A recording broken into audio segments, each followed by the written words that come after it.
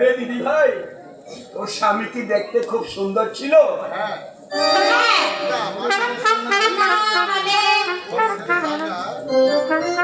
তোর ছেলে রাজা তোর গরম পাইনি, অনেকটা কিরকম দেখতে হয়েছে জানিস? ছোটবেলায় আমাদের রমেন যেরকম ছিল, ছোট রাজা হুবহু যেন ঠিক ওই ছোটবেলার রমেন। দেখলেই মনে হবে রমেনের মুখখানে যেন রাজার মুখে লাগিয়ে দিয়েছে কেউ। চুপ করুন, চুপ করুন দাদু, চুপ করুন। কি হলো, কি হলো দিদি ভাই? ওরা ডিম হয়েছে, ছেলেটা কেঁদে কেঁদে আর মুখে ফেনা উঠিয়ে দিয়েছে। আর হতচ্ছাড়ির মা আর দাদুকে সুখা ছেলেটার জন্য বেশ মায়া নেই না, খুশি যা বলছে।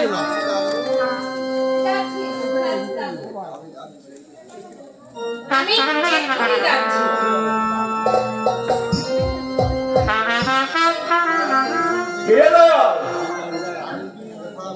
আমি কি বেফাস কথা বলে মনে আঘাত দিলাম?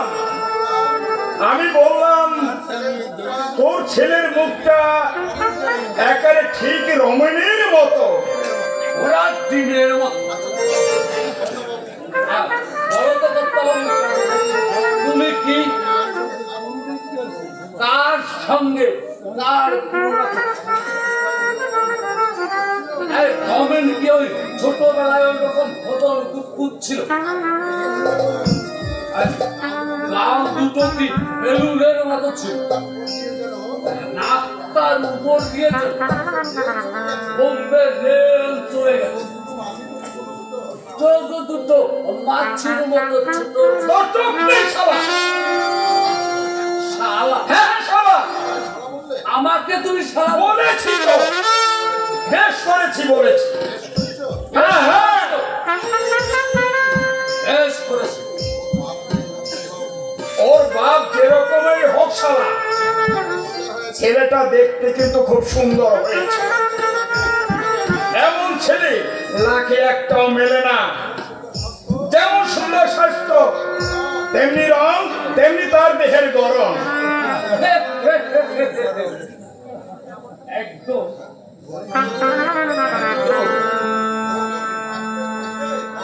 বড় হলে কি ওরকম থাকবে?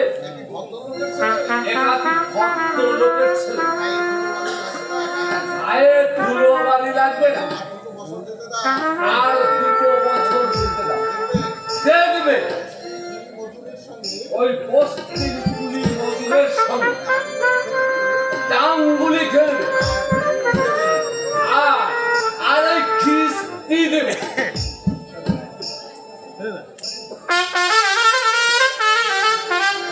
এই আবার আমাকে জ্বালাতে এলো। ট্যাবলেট আমি খাবো না, চা নিয়ে এসো, চা।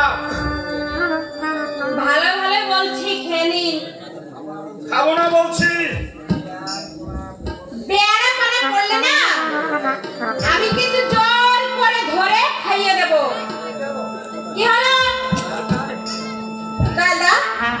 ও দাদা, এই ধরো তো, এই মুখটা ধরো তো, মুখটা ধরো। খাবে না? প্রেসার বেড়ে গেলে ঠিক হয়ে বিছানায় পড়ে থাকতে হবে। এই কে দেখবে তখন আপনাকে শুনি? বউ আছে, বউ আছে তোমার? কি জ্বালা! চা খাবো বলছি তো।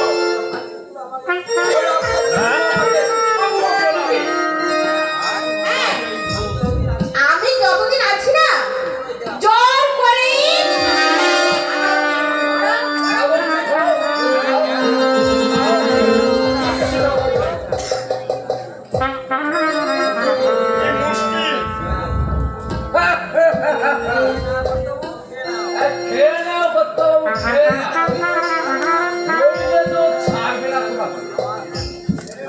ওষুধটা দাও আমার হাতে।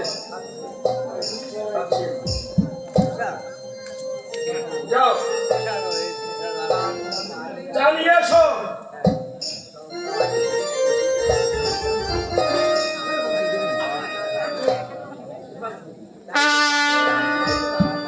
তাই তো জানিস দয়াল, বাচ্চা ছেলেপুলে আমার খুব একটা পছন্দ নয়, কিন্তু জানিস ওই সতীর ছেলেটা এমনই বাজি, আমাকে দেখা মাত্র 2 হাত বাড়িয়ে দেয়, আর আমি ওকে মুখে নিয়ে খুব খুব তৃপ্তি পাই দয়াল। জানিস দয়াল, সতী যদি বিবাহিত না হতো, আমি ওকেই না দেবও করে নিতাম। কি করতে পারো? একটা চাষার মেয়ে, ওরে হতো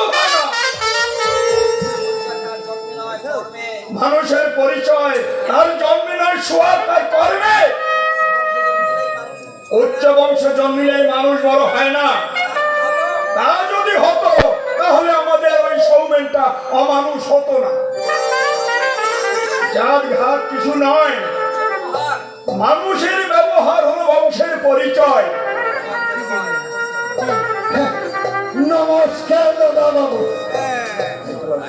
এই এলেন শালার ওই ভালোই আছেন তো? এই এলেন শালার ওই শনি ঠাকুর। তার মানে দেখেন যে জামাই বাবু, সব কথার মানে যদি বুঝতাম তাহলে আমি ওই চাকুর না হই আপনার মতো ওই বাংলার 12 ভূয়া, আপনার মতো ওই পরের মাথায় কাঁঠাল ভেঙে চারি করতাম না, চারি করতাম না।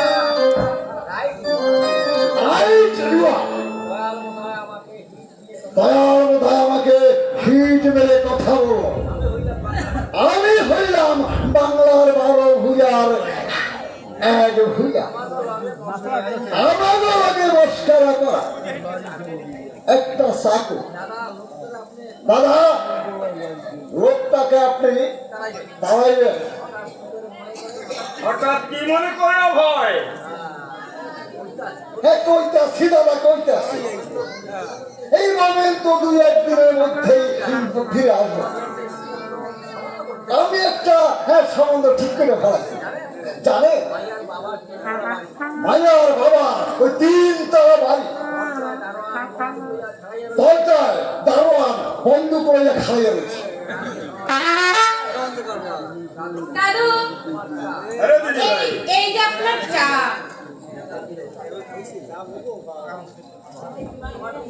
আমার জন্য এক কাপ।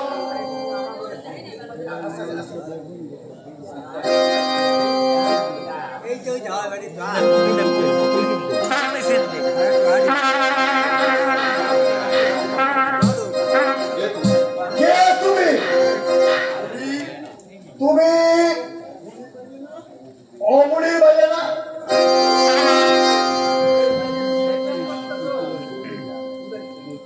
তুমি এই বাড়িতে ঝিয়ের কাজ করতাস, ওদিকে তোমার বাবা মা কান্তাছে। ওকে তুমি চেনো ভাই? ও যে আমাদের দয়ালের নাতনি।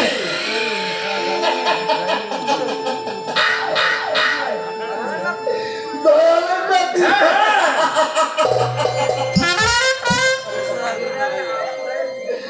মায়া নয়, আপনারে টুপি পরাইছে। ও দয়ালের নাতি নয়। তবে ও হলো আমার তমসার ভাসুর দিয়ে অমনি সরকারের মেয়ে। তুমি কি বলছো ভাই? ঠিকই বলছি। ওর কীর্তির কথা যদি শোনে,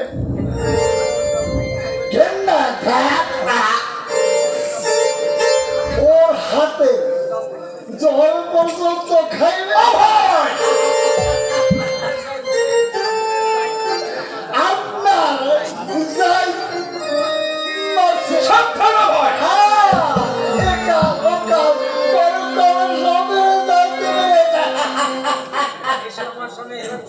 এসো এসো আমার সঙ্গে, আমি ওর সব কথা তোমার মুখ থেকে শুনতে চাই। চলো, আমিও কইতে চাই। বড়ই দুঃখের কথা, আপনি বুদ্ধিমান মানুষ হইয়া একটা কলঙ্কিনীর ভাতে পড়লে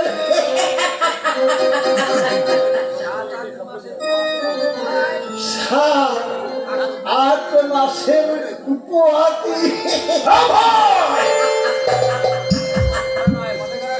হ্যাঁ ভাই, এখানে নয়, পাশের ঘরে এসো। চলে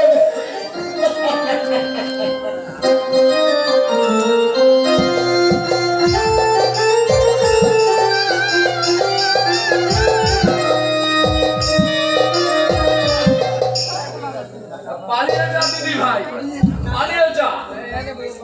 এ ছেলেটাকে নিয়ে তুই পালিয়ে যা, নাইলে তোর লাঞ্ছনা কিন্তু হবে। আমাকেও তাড়াবে। ওই অখাদ্য লোকটা যে এখানে আসতে পারে, আমি একবারও স্বপ্নেও ভাবি না। তাহলে দিদি ভাই আমি তোকে চা নিয়ে যেতে দিতাম না। কোথায় আমি যাব দয়ালদা? এই পৃথিবীর কোনো কিছুই তো আমি চিনি না।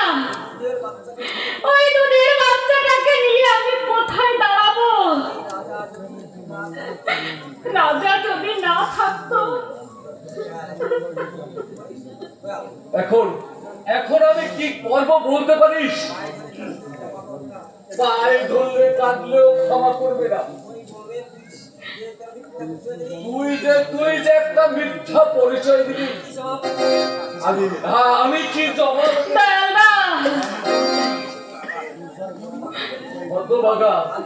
হতভাগা যদি আজ এসে পড়তো, যা হোক একটা কিছু করে সামাল দিতে পারতাম। ও পারত এই ছেলে বউ নিয়ে যেখানে। আমার হয়েছে সব জ্বালা। তোমার কোনো দোষ নেই দয়ালদা, সব আমার এই পোড়া কপালের দোষ। নইলে মা বাবা আমাকে তাড়িয়ে দেবে কেন? আর কেনই বা উনি এই 3টে বছরের ভিতর একটা চিঠি দিয়ে আমার খোঁজ নিলে না? চলো চলো দয়ালদা, চলো। দাদু আসবার আগে আমরা